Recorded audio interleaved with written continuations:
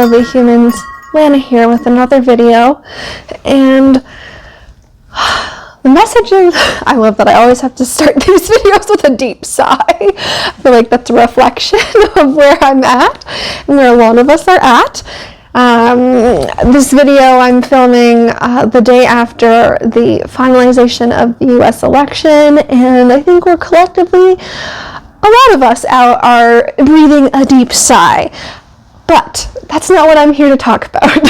What I'm here to talk about is growth and the pain of growth and doing the work. And this is, so what initially sparked me to pick up my camera and my phone and film was I was scrolling through my Instagram feed, and there's this account called Softcore Trauma, and they had this little flip through post about the gap between desire and capacity, desire for change and growth, or even a kind of relationship, and then the gap between that desire and then the capacity for that change, growth, or that kind of relationship, and how a lot of us want to be good people, whatever that means, be good at our jobs, we want to be successful, all these things, but we don't have the capacity or haven't built the capacity to do the work and to move through the often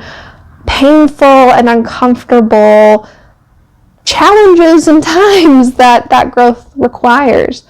And I was just setting up to film, and it also, that post got me thinking about relationships in my life and how, you know, some relationships have ended because there was a gap between desire and capacity, my desire for another person and their capacity to give me what I wanted, and how, you know, when instances of that heartbreak, it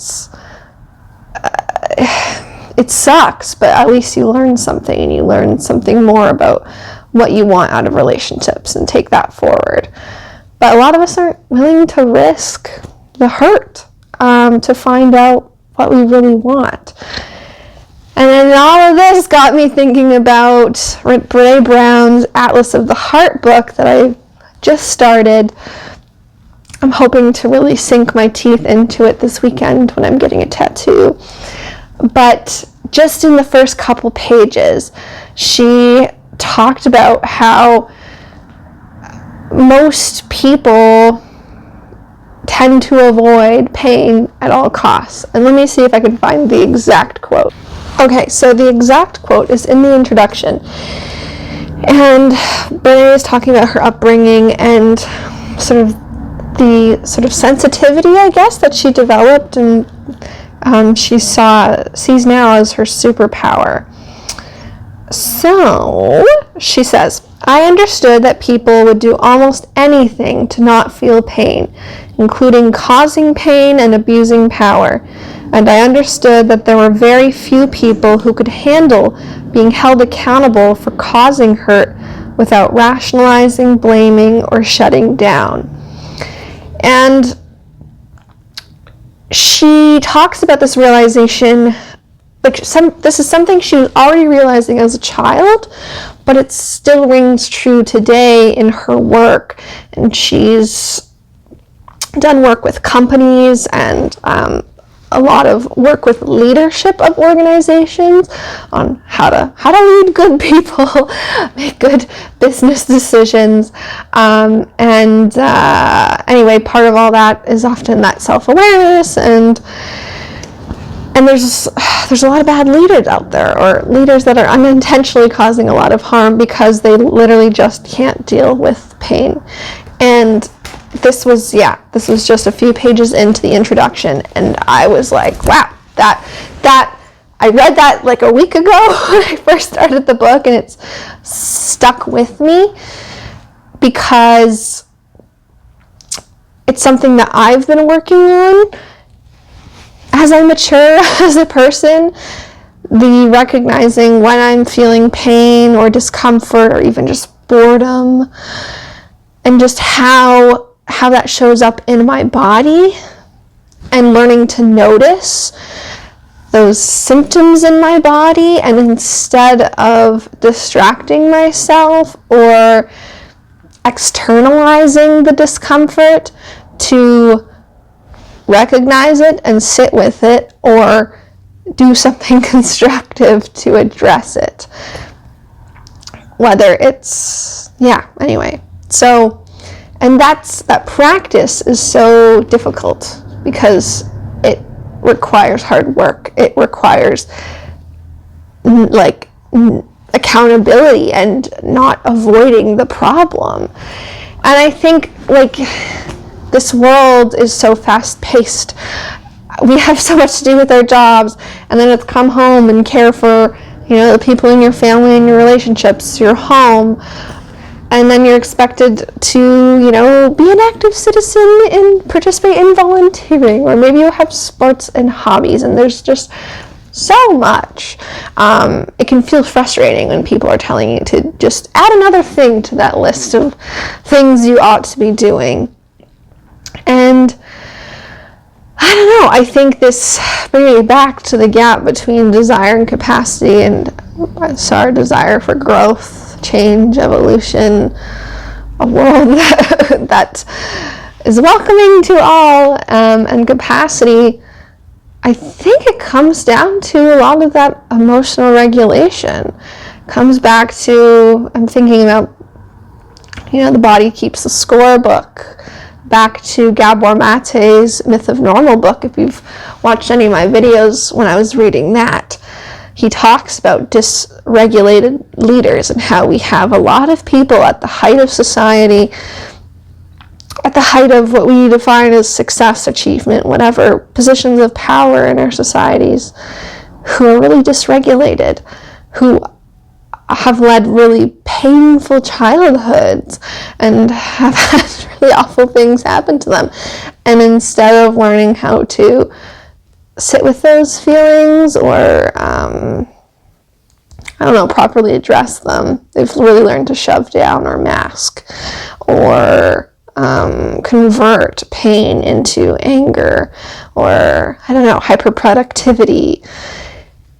And I don't know, it's crazy because as somebody who I feel like I was raised and most of my life was sort of fed into hustle culture and still struggles with not feeling like I need to be productive at all times.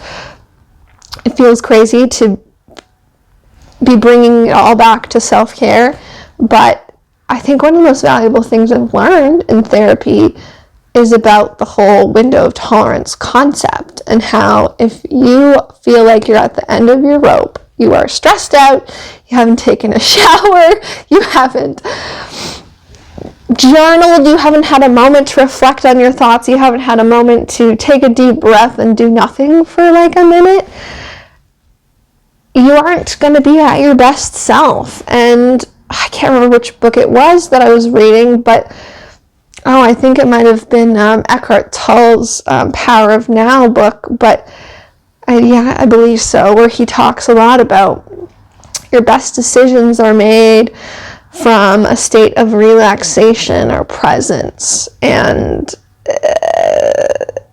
anything else is going to be reactive, it might be defensive, deflective, sort of pushing things down, but it's not going to be from your highest version of yourself, your most calm, present, loving side of yourself. And I think that's probably, I want to say what's what one of our biggest problems are in society is people don't have enough time to rest, aren't participating in true self-care, and true emotional regulation. And there's just so much, if you are tuned into what's going on in the world, there's always another crisis, there's always more pain to absorb, and I'm guilty of this. Sometimes it feels easier to just avoid the news, for example, so you aren't constantly having to deal with absorbing the pain, because there's only so much we can hold. Anyway, this has kind of become rambly, but yeah, I don't know. I just, bringing it back to that post about the gap between desire and capacity, I guess I just wanted to talk about and encourage that whatever you're trying to grow on, like that aspect of yourself or your life or a relationship, you can't expect it to change or for growth to happen without anticipating that there's gonna be pain and that you're gonna need to grow your capacity for putting more effort, time, and energy into it. And so, you know, if you're dating somebody who doesn't make time for you and who doesn't invest attention into your relationship and, say, learning about you or spending quality time or working through and talking through feelings or disagreements or whatever, that's a really good indicator that they don't want that relationship to grow, or they don't really care about the growth of that relationship, because they're not building that capacity, not putting in the effort. And similarly, and a lot of people talk about manifesting your ideal life and manifesting growth, but of course intention is great, but not much is going to happen unless you aren't actioning some of that work, like signing up for a course or moving around the things in your life to prioritize making time to build that skill or whatever it is.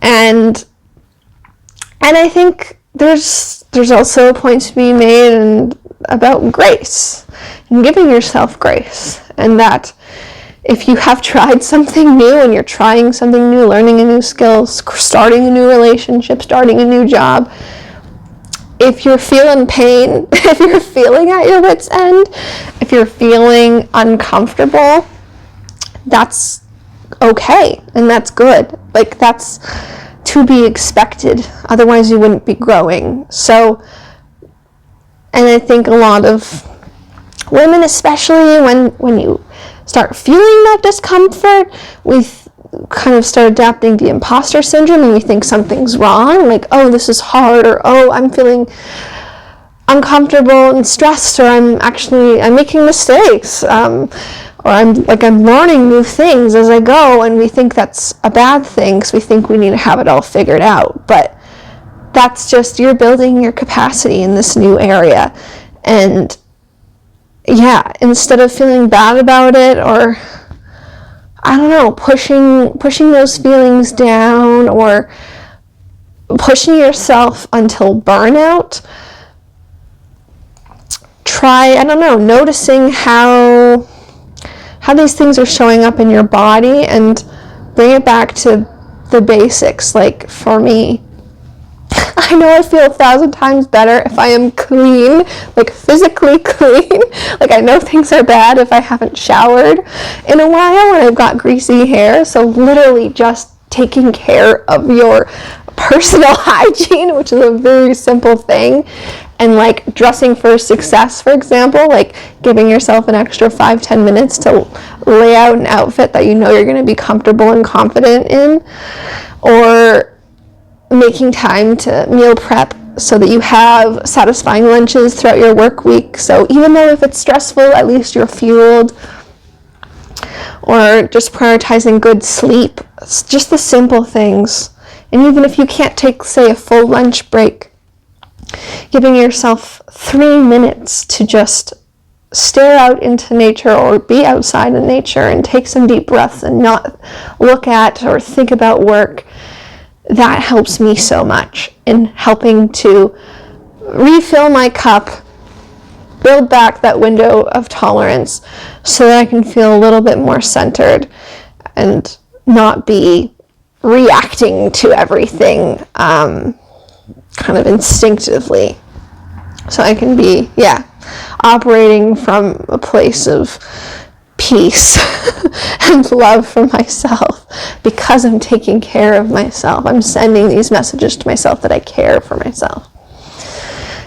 Anyway, this was long-winded. I hope you enjoyed, and I really just wanted to bring that message of growth and where we want to go and all these things. It's uncomfortable and it's painful, and especially at a time now where we've just witnessed or undergone, depending on where you live, an emotional election that a lot of people might see as, a very painful outcome, depending on where you stand.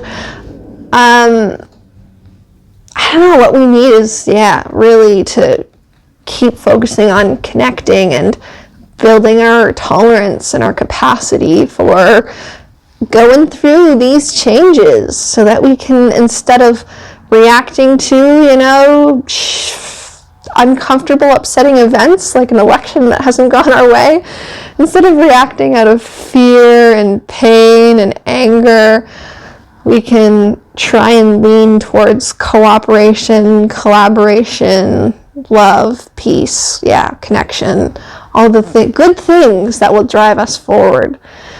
The pain, it's going to be there. It's inevitable. That's what happens when we're uncomfortable and going through changes. But what can we do to acknowledge that and address that pain like we would with a child? Because we're all just little kids at heart. Just another thing I feel like I talk a lot about on this channel. We're all just little kids at heart with our own wounds from childhood and the baggage that we carry from our lives. And I don't know, just that being more gentle with ourselves and acknowledging versus pushing down, I think can go a really long way. But those are my post-election thoughts. And there's the things that have been percolating in my mind for the past week or so. Hope that helps, as per usual. Glad that you're here, and thank you for allowing me to have this outlet to share my thoughts, ramble, and this was especially rambly for me, so thanks for bearing with me. And I'll see you in the next one. Take care.